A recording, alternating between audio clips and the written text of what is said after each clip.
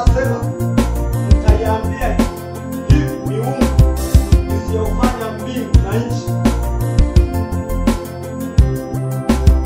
itaangamia chini ya mbingu.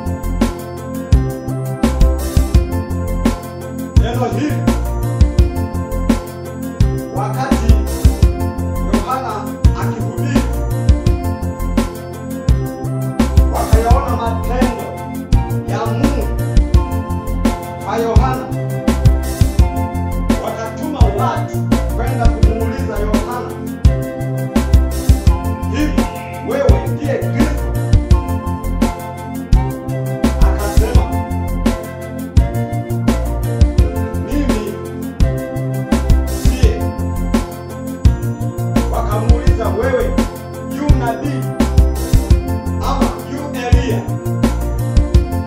Akasema, mimi siye.